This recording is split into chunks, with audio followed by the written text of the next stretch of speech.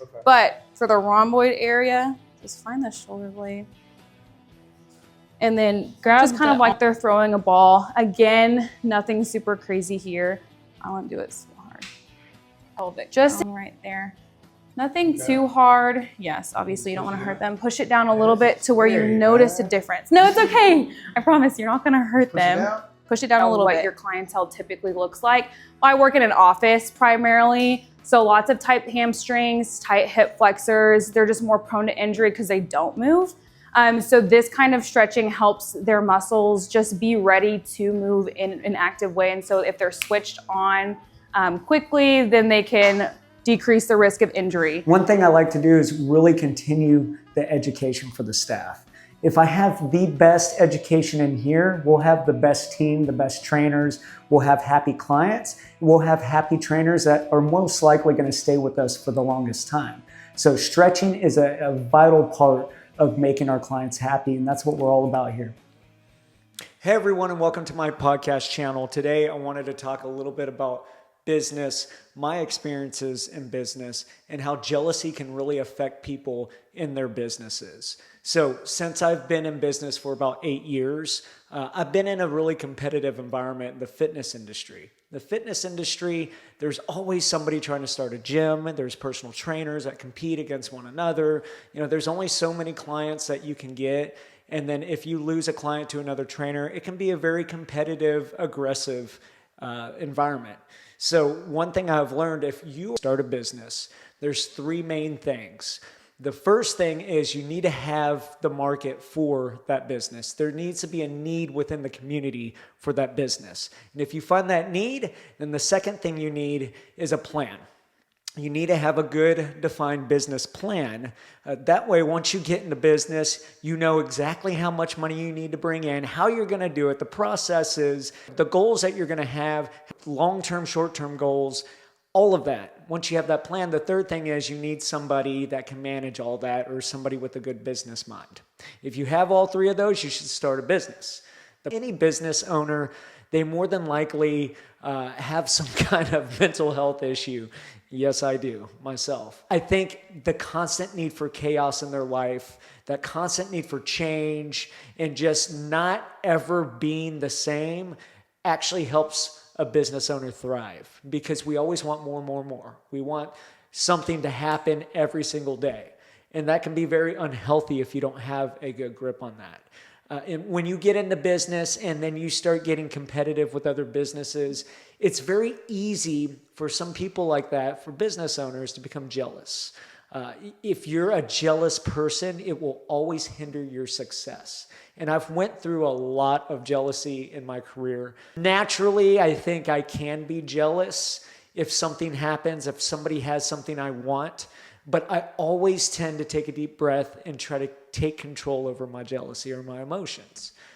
Jealousy is a natural human response, I believe, but some people cannot control it. And when you can't control your jealousy, it usually stems from either insecurities or just your lack of self-esteem, and it shows through jealousy. So one thing I've ran into in my career is people will be jealous or think that they can do the job that we do, that my team does, that my ideas do better than I can. And it's happened more than once. I've had multiple people, they think they can do what I do better, that I'm not in the position that I'm in fairly, that they didn't get a fair rub into the business. They should be doing exactly what I'm doing. They could do it 100 times better.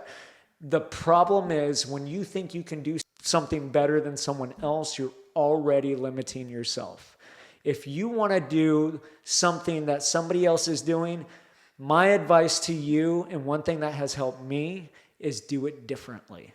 Do it differently. You need something unique. You need something of your own that you can make grow into an empire. And that's one thing I always think of. If somebody's jealous, or I hear rumblings that, oh man, if I feel competition coming up, it's fuel to the fire. It's fuel. I embrace competition, And I know it makes me put the pedal to the metal, and I'm going to work on my processes. I'm going to work on my marketing. I'm going to work on my advertising. I'm going to write down any failures we've had in the previous months, previous years, anything that I think we can do better ourselves. Instead of worrying about somebody else and what they're doing, I'm going to look at my own business and think of new ways to get new customers, to retain current customers, and to add value.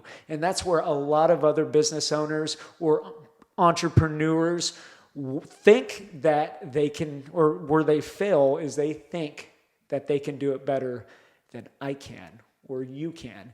And that's where they fail. So if you're looking to get into business, one thing I'd like to recommend to you, and I still have a lot of growing to do myself. I still have a lot of building to do.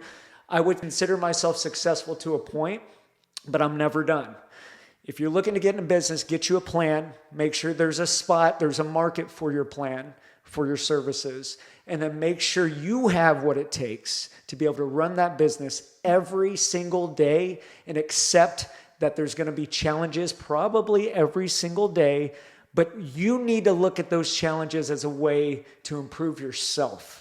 And if you let those challenges bring you down, if you can't handle stress, if you can't handle numbers every single day and trying to grow every single day, do not start a business. Businesses aren't for everybody. That's why a lot of business owners fail, is because they can't handle or hack it. And we all want to. Some of us want to be in business for the wrong reasons. We like the idea of the power of a business, the money of a business, but it all comes with responsibilities. And when I chose to start a business, I may have not known a lot of these responsibilities, but as I've learned them and I've learned to be around smarter people in the room, I'm okay. I'm very open-minded and okay with growing. And I want to grow. I want to learn more. I don't want to be the best. If I'm the best, I'm never going to grow.